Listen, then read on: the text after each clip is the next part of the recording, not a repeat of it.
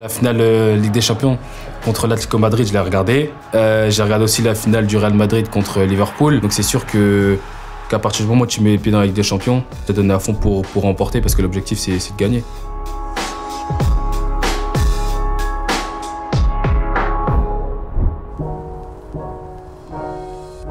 La première fois qu'elle m'a emmené au terrain pour m'inscrire au foot, et ben en fait je tenais la main. Et après, il y avait le coach qui lui parlait. Et après, elle m'a lâché la main et je suis parti directement sur le terrain. Je suis parti sur le terrain. Et après, il y avait déjà des petits de mon âge qui jouaient. Et je sais pas pourquoi, je suis arrivé, j'ai pris la balle. Bah, du coup, les petits, ils ont commencé à tous venir pour me prendre le ballon. J'ai pris le ballon. Et après, il y avait une barrière. Après, j'ai tiré, j'ai marqué et j'ai tiré au-dessus de la barrière. Et après, du coup, la balle était partie, elle était perdue là-bas. Et du coup, il fallait que le coach, il arrête de parler avec ma mère et qu'il aille la chercher. Moi, je suis quelqu'un de très observateur depuis petit et c'est sûr que faut s'inspirer des meilleurs. Tous les grands joueurs, soit Zidane, Ronaldinho, énormément de grands joueurs, Pogba aussi.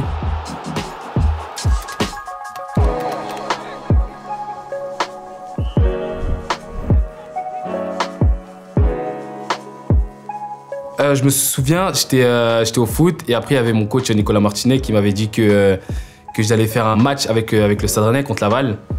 Et après, je l'avais directement noté dans mon agenda. Et après, je suis parti au match. J'ai joué latéral gauche. Ça s'est bien passé. Et après, j'ai refait un match, des tournois et jusqu'à aujourd'hui. Premier entraînement où j'avais souffert. Niveau physiquement, ouais, c'était pas la même chose qu'au centre de formation avec le coach Lamouchi. J'ai même failli vomir, je crois. On a fait des trucs de fou. Et franchement, après, je me suis adapté. J'ai continué à évoluer avec eux et jusqu'à qu'aujourd'hui, quand je m'entraînais avec le Stade Rennais, ça passait normal.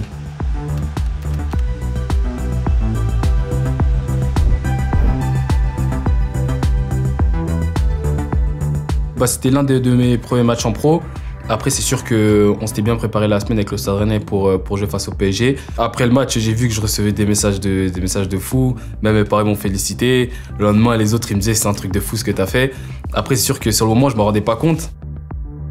C'est sûr que vis-à-vis déjà des autres personnes, ce match va changer la façon de me voir. Après, comme je l'ai dit, moi, c'est un match comme un autre. Certes, j'avais fait un gros match, mais c'est pas quelque chose qu'il faut se mettre dans la tête parce qu'après, il y a d'autres matchs. Il faut continuer à performer.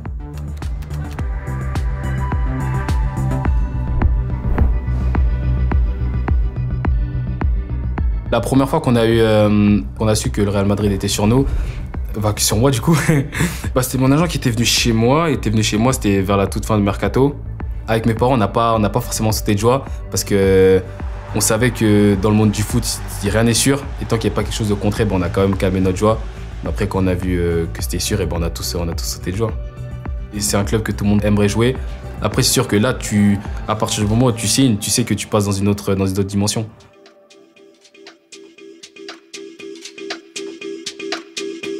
La finale Ligue des Champions contre l'Atlético Madrid, je l'ai regardé. Je me suis là en tête, vous me dites ça, là j'ai pensé au but de Bale de la tête. J'ai regardé aussi la finale du Real Madrid contre Liverpool, la retournée de Bale sur une passe de Marcelo. Et c'est sûr qu'il y a énormément de moments qui restent gravés dans la Ligue des Champions. Pression, non, je dirais pas forcément une pression, mais c'est surtout quelque chose qui te booste. Parce que tu sais où tu mets les pieds, tu rentres dans un club qui a gagné 13 Ligues des Champions, et tu sais que la Ligue des Champions, c'est un objectif du club. Donc c'est sûr qu'à partir du moment où tu mets les pieds dans la Ligue des Champions, tu dois te donner à fond. Tu dois te donner à fond pour remporter, parce que l'objectif, c'est de gagner. On va mettre une 14e au Real Madrid.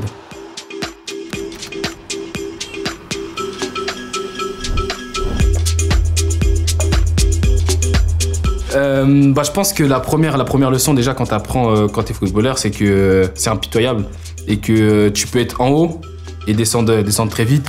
Il faut être régulier et qu'une erreur, ça pardonne pas. Moi, je suis quelqu'un qui est très dur avec moi-même. Même si j'ai fait un bon match et je fais des erreurs, les erreurs, je vais les garder. Je les garde dans ma tête et après, je vais en parler ou je vais les regarder moi-même après le match. Après, j'ai une application qui me permet de voir tout ça. Mais après, moi, je préfère regarder le match moi-même et après en parler avec mon agent. Mais sinon, non, je regarde moi-même. Là, il y a Casemiro qui joue 6 et j'essaie de beaucoup prendre de lui tactiquement. Avant les matchs, quand je commence, Casemiro, il me dit de jouer simplement et d'être efficace. Après, il y a Lucas, il y a Tony, j'apprends du trio. Parce qu'en soi, je peux jouer à tous les postes au milieu de terrain. Il faut que je prenne de tout le monde pour être prêt quand le coach me mettra sur le terrain. Mes parents sont toujours démenés pour que moi et mes frères et sœurs, on ait quand même une vie paisible. Ils nous parlaient pas forcément des problèmes qu'ils avaient au quotidien, mais en grandissant, ils nous ont parlé des problèmes. Et moi, au quotidien, je le voyais pas forcément. Mais en réfléchissant, je me rends compte que quand même, on avait des galères. Le fait que tout ça est arrivé dans ma vie, je pense que c'est un aspect positif. Du fait déjà que je sais qu'on a vécu des galères, je sais que je serai toujours respectueux envers mes parents, toujours, parce que c'est grâce à eux que je suis comme ça aujourd'hui.